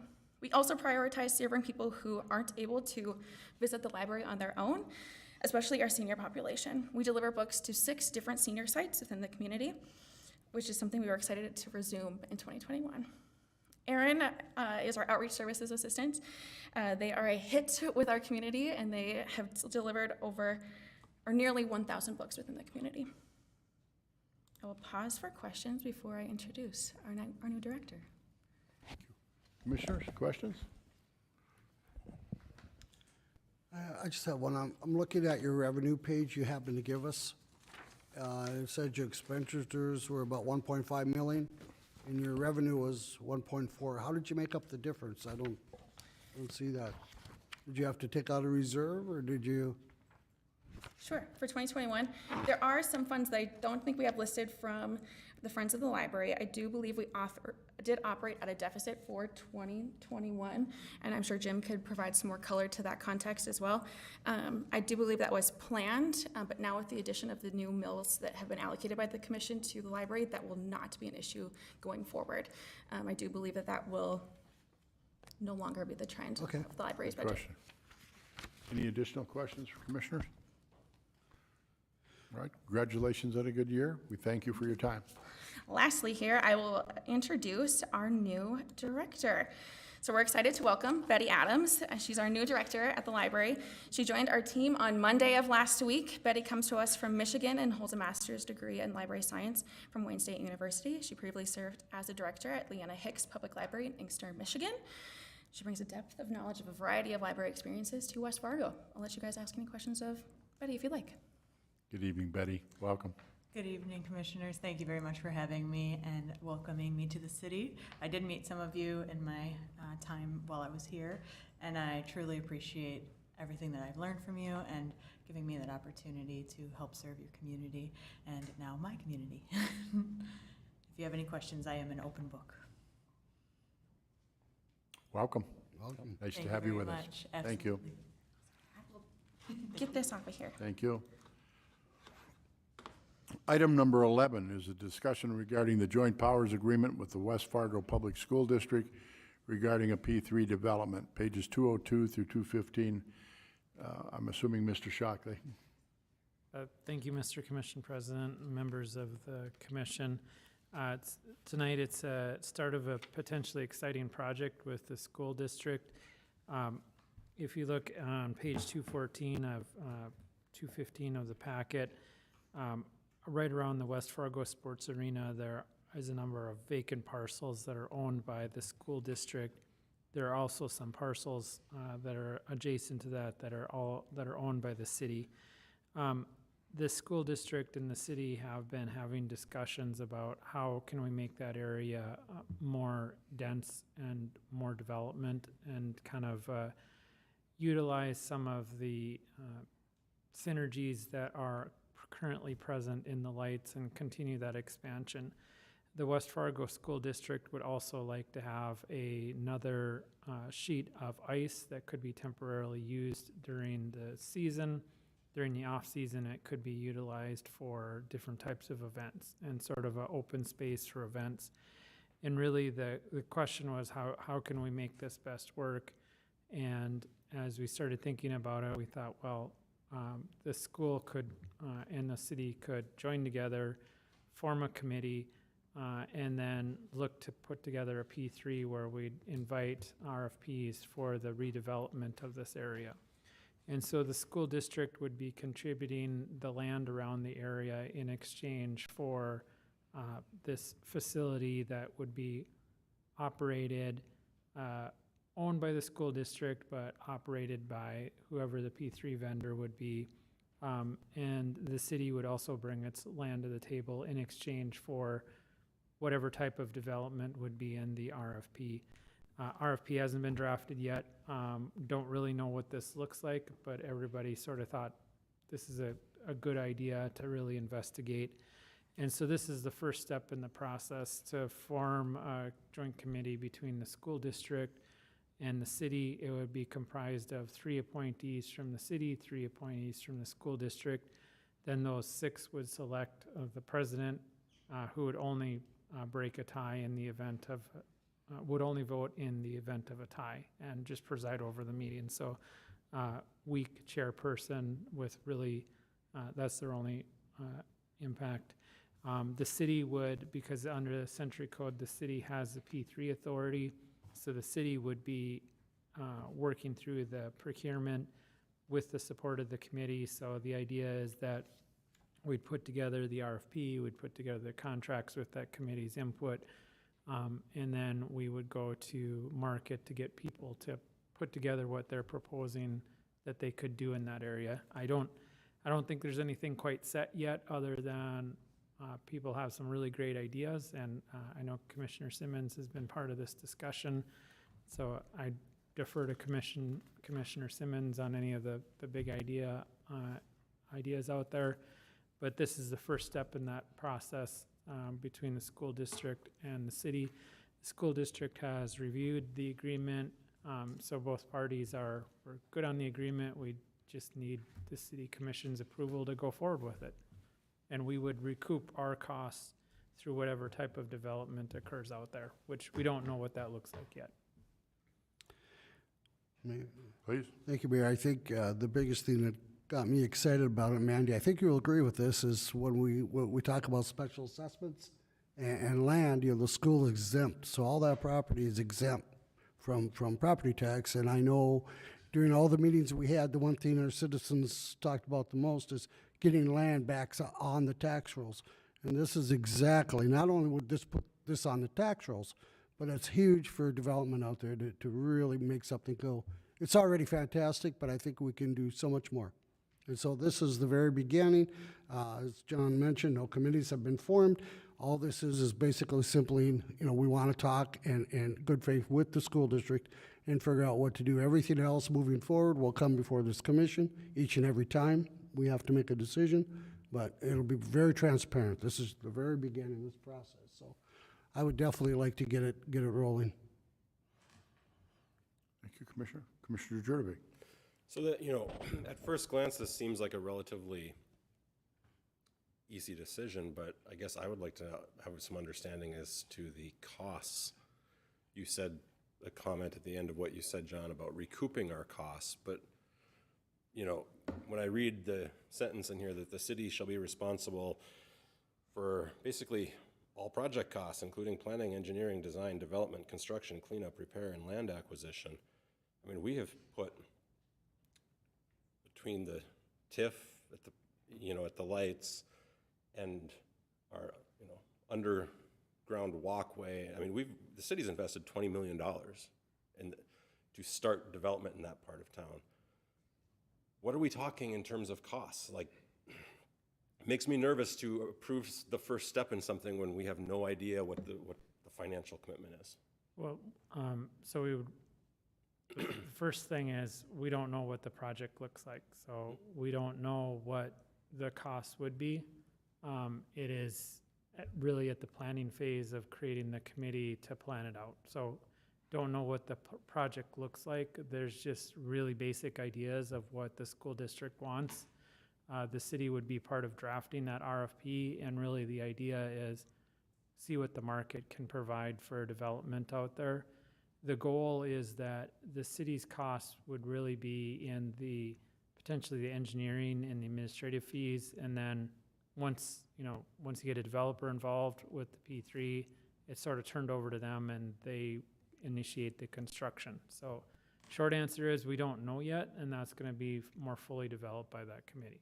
Well, my view on it, I mean, I'd love to see something happen there, but my view is the city has contributed financially enough money to that exact area, and we need to start watching the additional investment we'd be making. So. I don't disagree with you, Commissioner Jurgovec. The only thing is we have to also remember this is going to go on a tax roll, which is huge for us. That will bring in revenue. If we do nothing, it sits. So I think, and again, there's nobody in this room or probably in this city, I'll even include Fargo, that could say the lights is not successful. And we have a huge thing coming up in a couple of days here. Everybody wants to see it. So this is just an add-on. And right. What I like about it, though, is that the tax, that when we put it on the tax rolls, we will get this, what you're talking about, we will get it back. None of my comments should be construed to suggest that I'm not saying the lights is successful. I agree with you on that. Right. It's to that exact point. Development is happening in this area without additional city investment to make it happen. We're seeing that happen with some of this other buildings that have gone in there. So to me, it's, you know, and I realize we don't have numbers because we don't, you know, we're not far enough along, but I've seen numerous things in my 4 years on the commission where it seems like the first few decisions are really easy, and then all of a sudden it's kind of a snowball, and you by the time you get to the fifth or sixth decision, it's kind of too late to stop it. And so it's easier to stop something. If it's going to cost taxpayer money, I'm opposed to it, and I'm assuming it is, so I'll be voting no against. Well, if I could offer one thing just to maybe help a little bit on the decision-making, the school has actually said that their contribution will be the land that they own, and so that comes into the transaction. And so that's by itself is a huge investment by the school district and a huge commitment that would take that land out of tax exempt status and bring it in to taxable status, and that's something the school has been willing to put on the table. And so as part of, you know, allocating the risk and the benefit to each party, since the city has the ability to do a P3, the contribution to the city would be its expertise in doing the P3 with the goal of recouping those expertise expenses out of the P3. We don't know if it'll be a TIF. We don't know if there's going to be tax incentives. If it's a standard P3, it would be taxable, and there'd be some additional revenue that would come off of it over a course of 30, 40, or 50 years. We just don't know. And my concern is that we don't know those things. And I think that's, I don't know. But I unless mean, we it do very this, well we could won't work know. out Yeah. and be phenomenal, and I'm not. But unless we do this, we won't know. We have to have some kind of GBA to get the conversations going. Again, as I mentioned at the beginning, everything will come in front of this commission. We're not gonna spend a dime, you'll know about it. But nowadays we have to have this to even begin, quite honestly. This is the beginning stage. You know, the old days we would just kind of talk about it and do it. In all honesty to everybody out there, that's the way the world ran. Today it doesn't. We have to be transparent, and we have to have all this in, you know, this honestly took, geez, John, 6, 7 months when we first sat down with the school district and just kind of was dreaming. That's how complicated things have gotten. So this is just the very beginning. It's just to get the conversations going and each side being on the same play field. Mr. Olson? I just have maybe a couple observations, comments. Is this the only way that the school will release or transfer ownership? They could just go out and sell this land themselves, right, to a developer, and we wouldn't have to be involved at all. They could potentially sell it to a developer. I think what the school is looking for is that they don't want to be in the business of, and I don't want to speak for the school, but my understanding is they don't want to necessarily be in the business of managing this third sheet of ice / place where people can have larger events.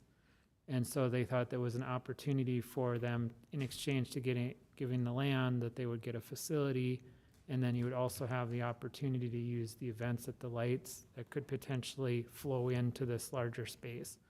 And there's also a desire for increased parking in the area. And so it seemed like it was a good So- use of, So are we just looking at the area that's just to the west of the existing sports arena? it That would they be, would, it'd be around the sports arena, but mostly to the west in the parking lot areas. but there's parking to the north, the south, and to the west already. So with this, that's what I'm just wondering. We don't know what we don't know, but at the same time, the school could add on to the sports arena without our need. They could. Without us helping one bit. But at the present time, West Fargo Events manages Right. the existing facility. That's what's precipitated the early conversations is that with Horace coming on with their own middle school and high school, they know they need a third sheet of ice. Right. Other than just for the Mustangs and for the Packers. So that was the early on discussions that were taking place. But the West Fargo Sports Arena was built before West Fargo Events existed. So Mayor, let me throw in part of the other, what we're talking about here is, for a good example. They came to us and discussed they want to put a sheet of ice, they need the ice. But we all realize that it's more valuable than that out there, and we could do a lot more. For an example, Justin Moore was just here. If we had a lightning storm or a thunderstorm, we would have had to cancel. We could have moved them right into this facility. We want to make it so we can move anything, so we work together with them. So if we have a big concert, we can have them in the wintertime now, because as long as the ice isn't being used, we can rotate them that quickly. Again, if we're having a big event out at the lights and we get a storm, right now we have to cancel. We just move it right over. Same size, so it's just a good fit for all of us. As a city, I would love to work with the school district. These are our best partners in life here. Right. So all we want to do is have those discussions. Maybe it won't work, Commissioner Olson, in the long run, but we don't know until we at least be able to sit down with transparency and just have the discussions. But you said you've already had discussions for 6 months on this. Well, we've very little discussions. We've dreamed about it, but we haven't been able to do anything until John and the attorneys got this together. We have not sat down as a school district group or us or anybody and done anything. We've just sat in a couple meetings and dreamed about what we wanted to do. But at the same time, the school went ahead and built that sports arena before West Fargo Events even existed. And then later on, then they came in and they hired them to do it. I don't see any difference with them at the school building on a third sheet of ice and working on a new agreement with West Fargo Events to manage that area without having to do a P3. I don't think we're not just talking about the arena, though. We're talking about all that area to put it back on the tax roll. We're talking about the entire area, not just where the arena goes. Believe me, you go out there and drive, there's a lot of land that the school district owns that you don't realize. Right. They own all the way up to the retaining ponds. So they want to include all that into instead of a crackerjack put-together puzzle, we want to do a complete project to make sure everything's where we want it out there, so we don't have to worry about it. Because once it's done, it's done. There's no more room. So would the sports arena go back on the tax rolls then? The sports arena wouldn't, and the rink wouldn't, I'm assuming, but everything else around it would. The new rink could potentially, depending upon how we drafted it, and how the proposal was, given that you would have a P3 developer that would be operating it, it probably would come on to the Probably tax would then, rolls. you're correct, yeah, but as of now it wouldn't, or if they did it on their own, it would not. Again, this is just the beginning, Commissioners, as far as just having those conversations and getting things going. Well, something that I believe was mentioned at one point is you talked about the RFP. If we put an RFP out there and got a private developer, I mean, if somebody built a hotel or who knows, you could have that type of thing, which would really increase the tax rolls, so. And that's in here. That's exactly, your assumption there, Commissioner, is spot on. There's that possibility. There's, in the early discussions that we've had, we've also had discussions, the school district is pressed for space with regard to their administrative offices. And one of the questions that we asked of the representatives were, is that a possibility? Is that a consideration? And, with the way that our city is growing, they would never consider anything south of 32nd, for the administrative offices.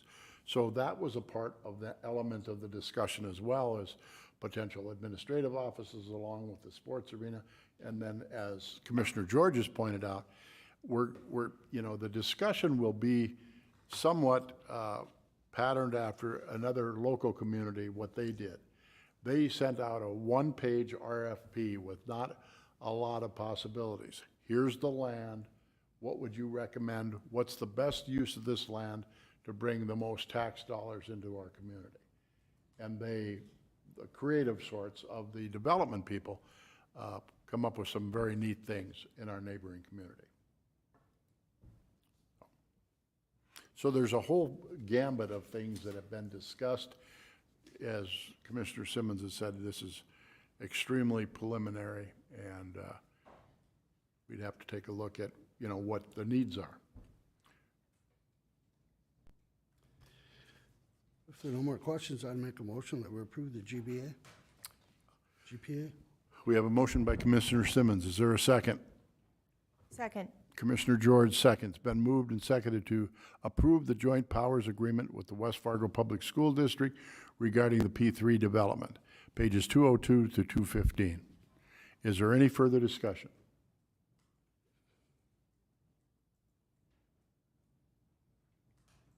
Hearing none, all those in favor, please signify by saying aye.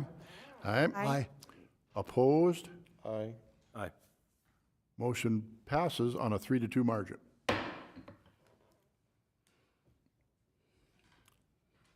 Item number 12 is the consideration of whether we hold a meeting on July 5th. Commissioners, as you had opportunity to look at your calendars, what's your thoughts on that? July 5th is fine with me. We were wondering if staff would be available as well. I don't know how many staff will be available, but I do know that planning and zoning has nothing coming forward, correct, at this time? Okay, unless something comes up, but that's totally up to you guys. I don't plan on being here, so I guess it's up to you folks if you're gonna come in. You're not, you, how about you? I'll stay out of this one, guys. You're available, Mandy? I'm available. I could be available. I could be too. But otherwise, we would just have one in July, right? That'd be 2 weeks later.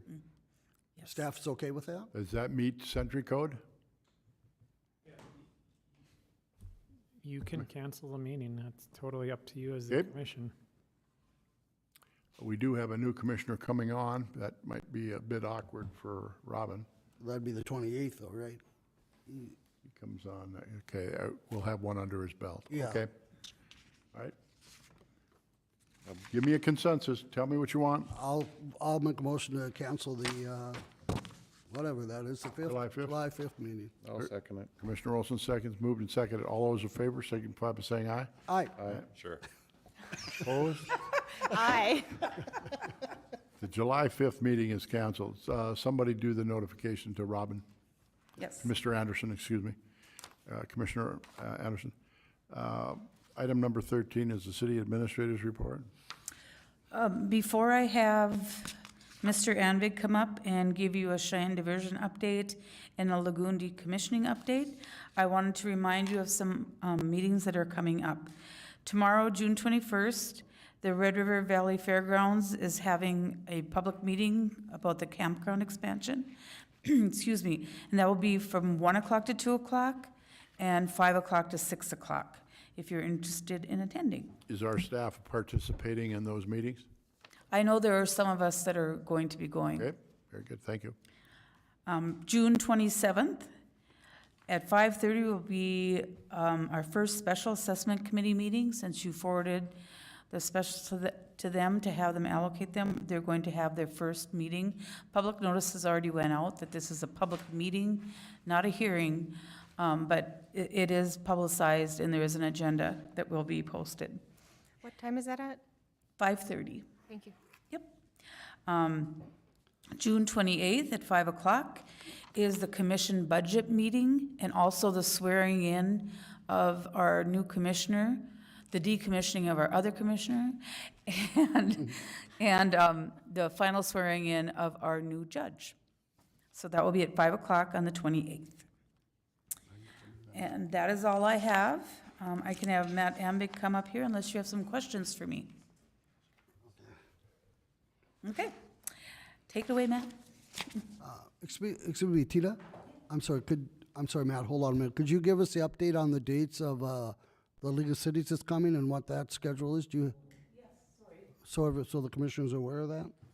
Right, Mayor, Yeah, I guess I should have mentioned that. Yeah, you might want to give us Kind an of update what involved. that is.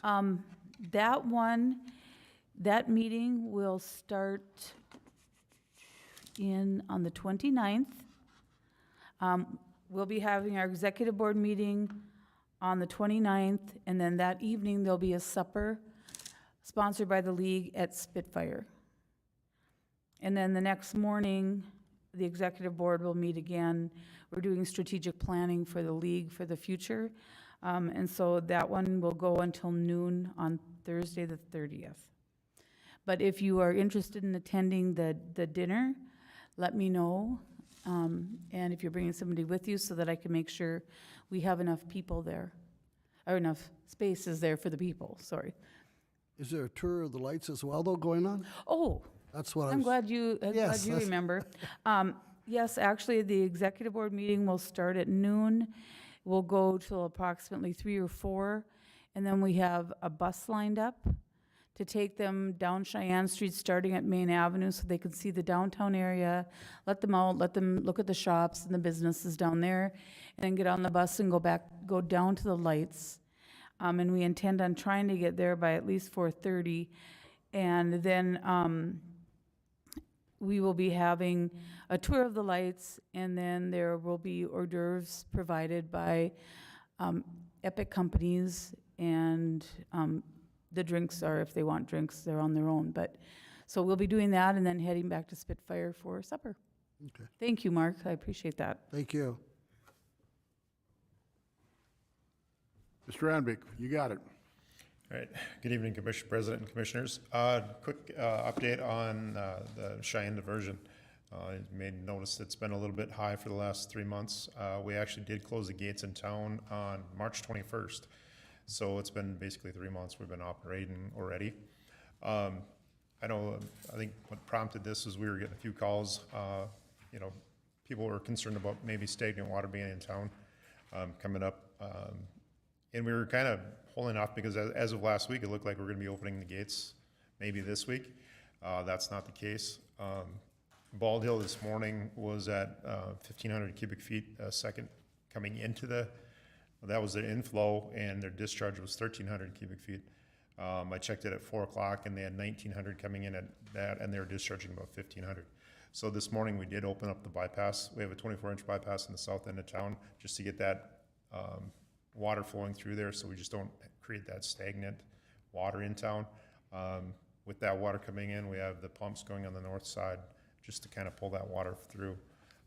So we're going to kind of keep that, watching that for the next week to see where we're at, just to make sure that we're not getting stagnant, especially with this hot weather coming, so that water doesn't turn and we start just kind of getting that green sludge. I think that's what prompted the bypass being put in. I think it was 2011 or something like that.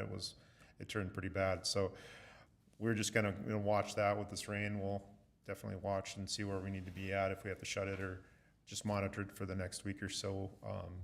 The way it's looking, the gates will be shut probably for the next 2 to 3 weeks anyways, until that flow from that discharge from Bald Hill gets under with like 600 cubic feet before we can do that. And once it gets under 600 at Bald Hill, it takes about a week for that water to hit us here. So whenever they start or trend down, it's about a week later when we can maybe do something here. So look forward to the diversion operating for probably another 2-3 weeks anyways. Commissioner Sims, I guess. Before you move on, I have a question on that. Is that Please, okay? go Then ahead. we can get it answered. First, I thought that was going to be open last Monday, that pipe. Actually, talking with Southeast Cass and going back and forth, they wanted to hold off instead of running the pumps and doing that, because at the time it was trending, it looked like we were going to be just opening the gates, and they didn't want to put more runtime on the So pumps. who controls that pipe? Who controls that? The city or Cass County? Be honest, I think it's just kind of a Who makes the final decision whether to flip the switch or not? That's where I'm going with this. Because every year, Matt, I have to call, every single year. And the water goes down back there behind those homes. Right. And it gets stagnant, and it's every single year I have to call. Well, the gates are controlled by the Corps. The gates are, yeah. But there's a controlled pipe by- we put yeah. in, Yeah. and that should, to me, that should always be open, because that keeps it flowing in there, and the water goes down so low. Prior to you getting there, we had to actually buy a home out back there, if you remember, across from, we used to live down in there, and it's like, we've got to have somebody more responsible to control that, watch that level, and watch that stagnation, because it starts to smell, it turns green. And Yeah, and that's their, I guess the Southeast Cast are the ones that were kind of controlling, or, they were the ones recommending opening it or shutting it and holding off. The other part is that is if we're gonna open that, we're putting more time on our pumps, plus the cost of running those pumps continuously, and the chance of, a failure or anything going down like that if we're running them continuously. That's why if we can, I guess what we're looking for the next few weeks is to run them a little bit, make sure that we get that fresh water in there, see where we're at, if we can shut the bypass off and the gates, and if it sits there for a few days or a week, but then just kind of keep it on a cycle. So I think actually talking with Southeast Cast, I think about the first time that bypass was operated, I think I had them open it in 2020, I believe, is the first time I think they actually operated it. So we've been just kind of trying to work with them a little bit more on when we're going to do that and how we're going to get that. It's a little bit tricky how to get that level, because when you open that valve, it's just, you can't really adjust it very well before you're going to have it come through, and you want to make sure that we don't have a big rush of water coming through or too little and turn the pumps on and then you really lower it, then we're. But there's a reason we put that valve in. Right. And the reason is to keep the water level and keep the stagnation. And if we're not using it, that makes, that, Yeah, I think from my understanding, it was put in more for just so it doesn't get stagnant, not so much for maintaining the water level, was my understanding. It was put in way before I was here, so Right. that could be different. But the big thing, I think, is what I got was back in 2011, it really got bad. I guess it was just a green slime mat for a while, and that's why they put that in, so we don't get to that point. all I want to know honestly in the future is who's responsible to flip the switch and when. That's all. It's simple. You could follow up on that Yeah, for us, we'd be please. grateful. Yep, we can do that. Any more That's all. questions? Anything else with regarding the diversion? Please continue. I guess my next one is give you a quick update on the lagoon decommissioning. I'll try and keep it brief here and go through it. So basically, work began last June, so basically a year ago. We started on cells 9 and 10. 10 was the first one we did. We got that one planted last fall, but because of the snow and the wet spring we had, basically it flooded out on us. So we got that replanted here about 3 weeks ago. So right now they're working on cell 9. Cell 8 is dry as well. So we're working on the grading and sloping on 9. Most of the riprap has been removed from cell 8 and cell 9. Cell 10 is almost gone on that. IBI, we brought that contract, actually 2 contracts with them before you, in the last 6 months or so, to purchase a lot of the riprap from that. So as part of that contract, they were removing it and paying us for it. So that has helped us. We've actually, being dry here lately, we've actually gained quite a bit of ground on kind of the late spring that we got because it was so wet. We actually are making pretty well progress on cell 9. So kind of moving forward here, you can see this is basically a year ago. Cell 10, it was just when it was drained. Then a little bit, let's see here, August of 21, and then just recently here in 22 on that top corner, that is graded, planted, sloped, and everything there. That's a little bit better look. Almost looks like a field right there where we have it all planted. Here's cell 9. A year ago, we basically still had about 3 feet of water in there. In July, we were just getting it drained. Last August, we actually were trying to get a little bit of a channel and get a drain put in there. This is here late last week. We got the dozers out there working, and we're actually got a digger out there digging that up to get it a little bit dry. We do have that. You can kind of see that center slope in the middle to get that to drain. Is this contractor, is that the people getting the riprap? That is actually our truck right there that is working there. Okay. So How deep are those cells? they are about, from the top to the bottom, they're about 5.5 feet, I believe. Okay. 5.5, 6 feet. Here's cell 8. As you can see, yeah, last June it was still full. Going through July, we had it drained, and now we can see that. I get a little bit better picture here. It's been dry long enough that we're actually growing stuff in the bottom there, but we have to get back through there and get the weeds out of there. We're still working on getting the permit from the state to get in there and work out. That should be here in the next month or so. Then we can, once we're done with 9, we'll move right into 8. So there's just a couple more photos here of grading and sloping on 9, some of our dozer work. And then this is IBI taking the riprap off of cell 10 right here in the bottom corner. I guess that's it. So if you have any questions. Questions for Matt? I might have some water in there now after tonight's rain, huh? Hopefully There's not. supposed to be another. Hopefully with the sloping we've got on a lot of that, it should drain fairly well right now. So hopefully it doesn't slow us up too much. One thing I did fail to point out too, we did start our second year of the bug program in the other cells. So with the spring, they didn't get out there to kind of judge it, kind of sludge judge it in the beginning of the year. They're going to come back in the fall and see where we're at. But hopefully we're on kind of about the same schedule as we were last year. That's a new term, sludge judge. Only Matt. Do we have a person that's been appointed the sludge judge out there, or? That's usually Team Lab has a guy. I think that's one of his titles actually. Any questions of Mr. Anvik on either item? Thank you. Appreciate it, Matt. Tina, correspondence? There is no correspondence for this meeting.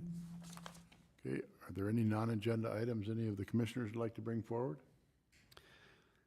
It's not a non-agenda, but I'd just like to wish Tina a happy birthday publicly, so everybody can call her number. Her number is 701 what? Is there Thanks, any Mark. non-agenda items that any of our department heads would like to bring forward at this time? All right. At this time, I would ask everybody in attendance to join me in thanking Commissioner Jurdevig for his service to our community. We're going to miss you on the commission, but congratulations on your retirement. We have a gift for you. Commissioner Simmons, we'll let you do the honors. You're the senior member up here. It's got the wrong name on there, right, guys? But please join me in.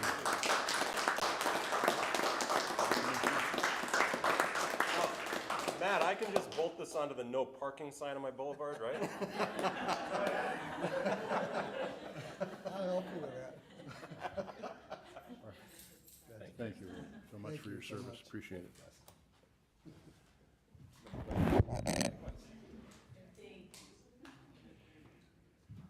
Again, anybody have a non-agenda item that they'd like to bring forward? Commissioner Simmons? Well, no, hold on one second. I would like, I've never made the motion to close this meeting before, so with your blessing. Go ahead, just once. I'll make a motion to close.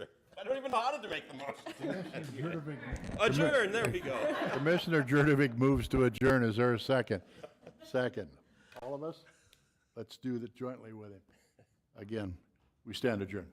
Thank you again for your service. Thank you. Comments, commissioners, anybody else? Nope, can't